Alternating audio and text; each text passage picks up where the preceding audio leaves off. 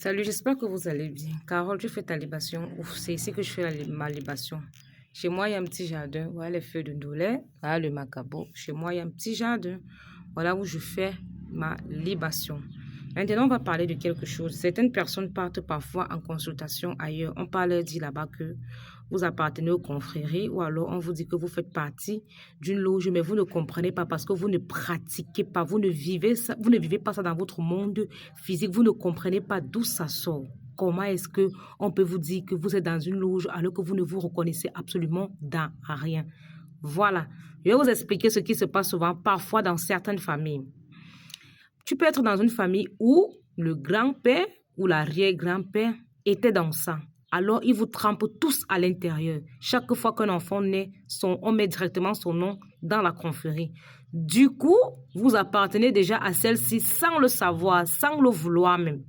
Maintenant, c'est là-bas qu'on va sélectionner les personnes à qui on va laisser certaines choses.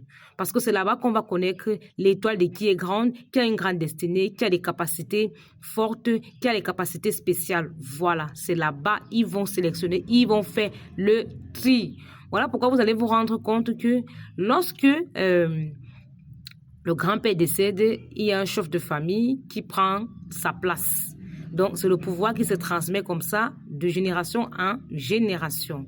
Vous voyez que de l'autre côté sombre là, et ils ont compris ça, que ça doit partir de génération en génération. Mais ici, chez nous, quand on dit que nos traditions, nos coutumes, on doit vous léguer ça, vous dites que non, c'est le satanisme. Pourtant, le côté gauche là, c'est ce qu'ils font. Faites très attention. C'est donc comme ça que vous vous retrouvez dans ces choses-là sans le vouloir.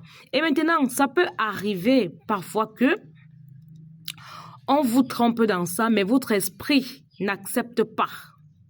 Vous commencez donc à avoir tous les problèmes de la vie. On commence à vous dire que tant que vous n'acceptez pas ça, rien ne va marcher dans votre vie. Si vous ne tombez pas sur un vrai initié, vous allez avoir trop de problèmes. Ou alors, ils peuvent s'arranger pour que vous entrez même dans ça de façon inconsciente, sans le vouloir. Parce que lorsque vous portez ça comme fondation, comme souche en vous, vous attirez les personnes qui sont comme ça. Sans le vouloir, on peut vous entraîner dans des bêtises, dans des conneries. Voilà comment ça se passe dans certaines familles. Faites très attention. Si tu as déjà été victime de ça, papa, cherche-toi. Dans ma vidéo, si tu ne te sens pas concerné par ce que je dis, ça veut dire que tu n'es pas ma cible. Pas besoin de déposer les mauvais commentaires parce que moi, je bloque seulement. Je n'ai pas le temps des chamailles et des problèmes parce que là, notre combat là, il est très grand. Retournez vers vos ancêtres. Ils n'ont pas de limites. Ils ont toute la puissance et ils ne trompent pas. C'est votre meilleure guidance. Il y a la nature, la tradition et vos ancêtres.